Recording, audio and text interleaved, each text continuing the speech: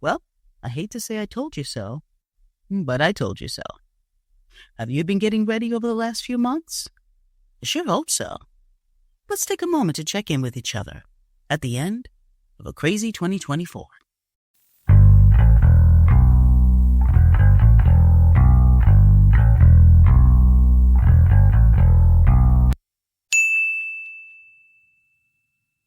Hi, it's the Urban Lady Prepper.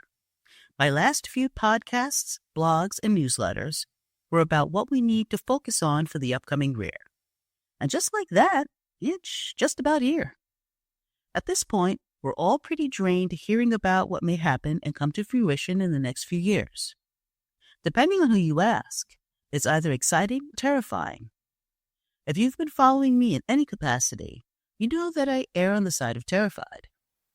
I look at this in terms of preparedness, not weakness or hopelessness.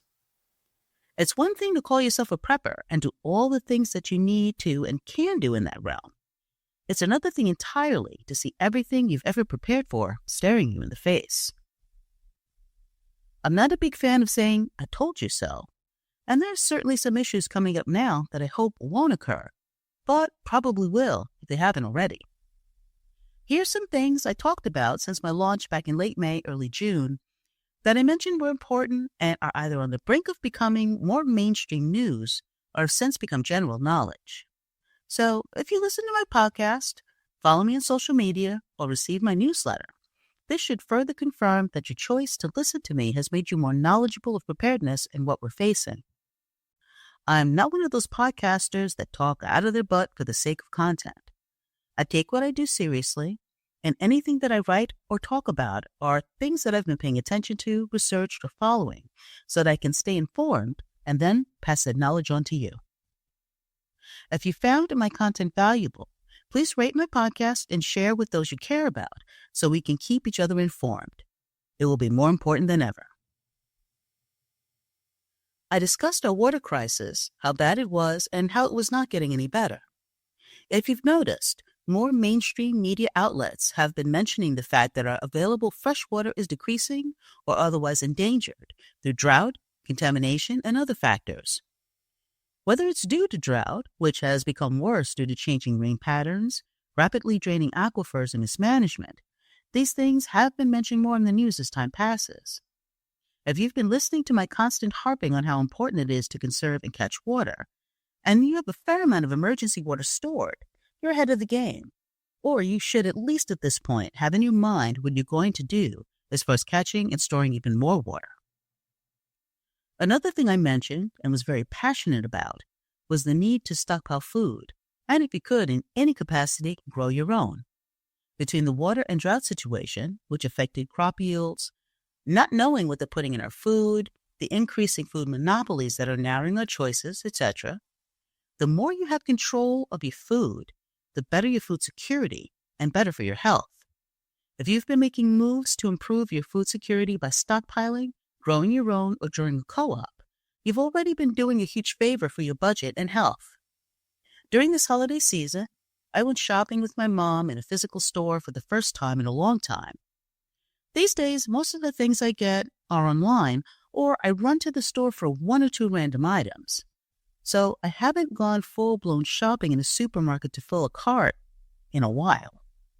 It's one thing to hear people complain about the price of food. It's another thing to rediscover just how much of my commentary has come to pass. All the factors that I advised would affect food costs converged to create an unpleasant shopping experience. Seeing the jump in the price of all items, especially in a store known for its lower prices, was eye-opening. Yes, the cost of eggs was interesting, but the price jump in coffee, which I already mentioned was going to happen, was impressive, even in brands known to be less expensive. Since I've been stockpiling a lot of items for the last couple of years, I couldn't help but breathe a sigh of relief that there were things I just didn't have to buy at today's current prices. Again, if you've been following me and listening to my tips, your pantry or storage should be full of food, and you've been able to avoid buying items at these higher prices.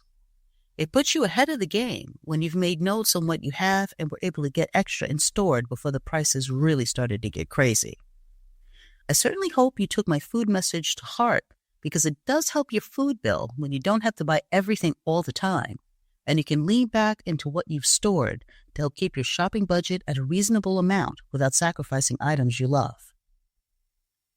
As a quick reminder, since the president does not control food prices or inflation, I really hope that you've been proactive in stockpiling your food, building on your food security, and learning food preservation such as canning, dehydrating, freeze-drying, and making your own items.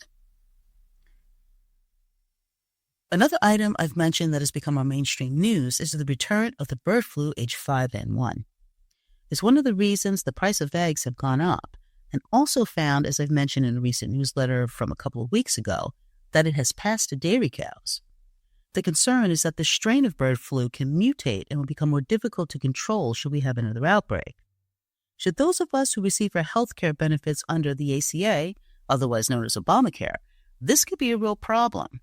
So I again insist that you have any sort of medical issues that you've been putting off dealing with. I recommend that you take care of them while you have this coverage, as we're unsure at this point whether it will be changed or removed entirely. Do your best to take care of yourself because, with this uncertainty, it would be in your best interest to employ every preventive method you can. If you're an anti-masker or anti-vaxxer, good luck with that. But for those folks who believe in the vaccines and who believe in masking up, the best thing to do is to employ those tactics now because, again, should you get sick, should your coverage get taken away, that's going to present some problems for you and your budget. 2025 is going to be the year that if you've ever made the resolution to get in shape, you need to do it. Keeping yourself healthy and out of the hospital could be the best gift that you can give yourself. We don't know what's going to happen with healthcare. We don't know what's going to happen with our vaccines. We don't know what's going to happen with our medical professionals. Are a lot of them going to throw their hands in the air and give up? Are some of them just going to retire and decide not to fight with whatever happens next? Will they be overwhelmed and overloaded should we have another COVID-like outbreak? At this point, we've all heard about someone who's gone into the hospital with something minor and then ended up with a staph infection or some other complication that made something that could be easily treated into a major situation. Even with the best care, there are still risks. For your health and financial reasons, you need to do whatever you can to stay out of a hospital. That gym membership you never made use of, start using it. You may want to commit to that diet that you've been meaning to start. This is going to do a couple of things. It will put you in better physical condition, decrease your chances of getting sick, and help with your food budget because you may be eating less. Even if the healthier items cost more, they'll have better health benefits in the long run. I still recommend getting a JACE case so that you have certain antibiotics and other medications on hand so you don't have to go to a hospital or a doctor and come in contact with sick people. I'll provide that link in this podcast description. With the incoming administration swelling with billionaires who are more than happy to cut the benefits that we've been receiving and have been paying into in our entire lives, being money hawk is going to be something we'll all have to do. I recently mentioned creating a budget and being strict with it because that's the only way we'll get through the next few years with our skin intact. The coming tax cuts will probably not be for the folks listening to this podcast. Based on the proposed tax cuts that are coming, you only get a tax break if you make over $137,000 a year. Everyone under that will be paying more in taxes than they have previously. Note that if you don't like the taxes now, we're under the quote-unquote tax cuts from the last administrations that are in effect until 2025. Since they couldn't be changed during the current administration, this is the tax structure that we've been under for the last few years. When this current one expires, it will be replaced with this new proposed one, which again does not favor the middle class. So this will be the time not to be suckered into all the marketing ploys that'll tell you need to keep up with the Joneses or buy that new widget. Buy quality items and make sure they last. Restrain yourself from buying the latest fancy doohickey or purse, the latest trendy outfit, or whatever some famous person is shilling. If it isn't going to keep you alive, and if it isn't going to keep you safe, it doesn't need to be bought.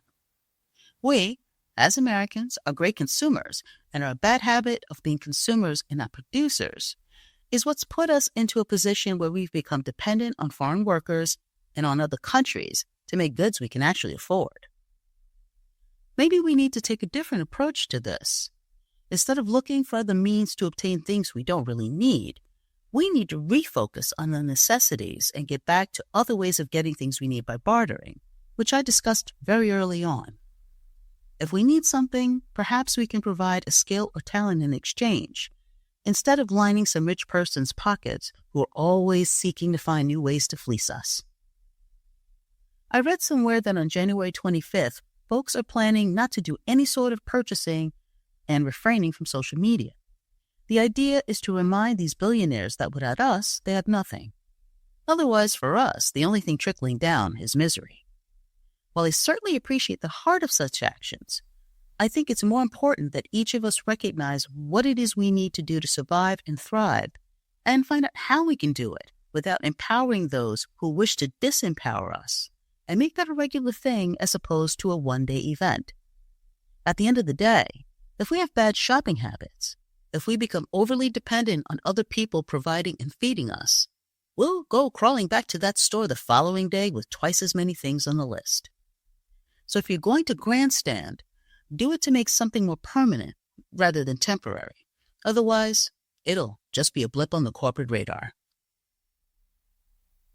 While I didn't get into rent and housing costs, clearly they are on the rise. Part of the problem is the idea that corporations are coming in and buying up the limited amount of inventory that already exists, driving up housing prices and rents. There's really nothing we can do to control the real estate market. That's something that's out of the common man's control. Most people aren't making enough to cover what the market demands. With the average house hovering over $300,000, coming up with 20% down for a regular loan is a tough ask for most people. Even if you're able to participate in a no-money-down program, there's still the mortgage to contend with, along with the increased responsibility. For those millennials and younger folks who have decided that home ownership is just too expensive and unattainable, they've decided to either stay with their parents or rent. But rent has become exorbitant, even in not-so-great areas, and the expectation that you have to come up with 2 months' rent and 1 month's security to even get in. It's also a very tough thing to accomplish considering how salaries have not increased.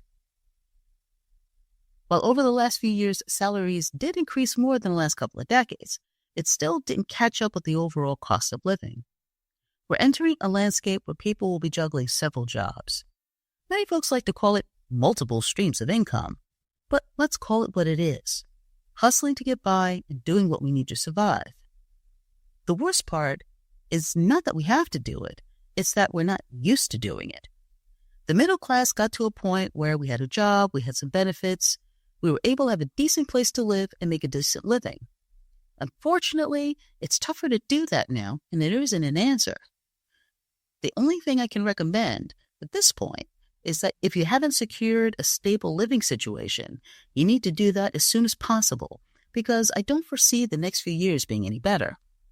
Between the increase in taxes and the increase of all items overall due to the threatened tariffs and other issues, it's going to be more difficult than ever to find affordable housing.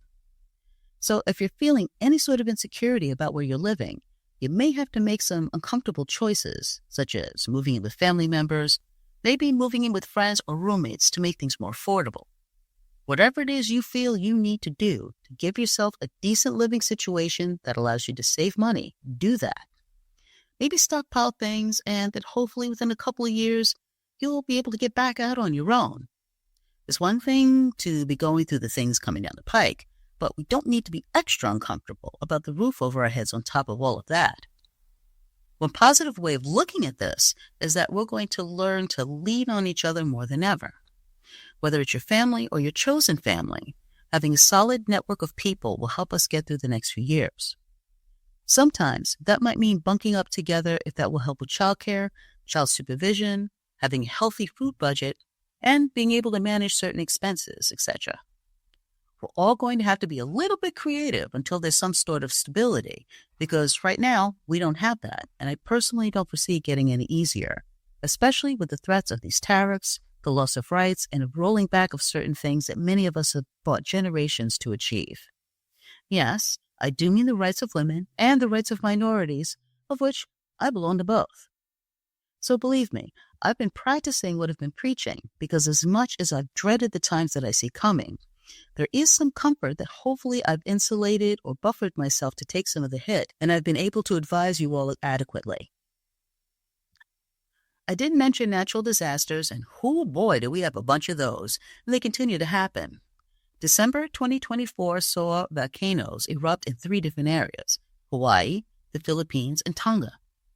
Add to that the flooding, the tornadoes, etc., etc., etc.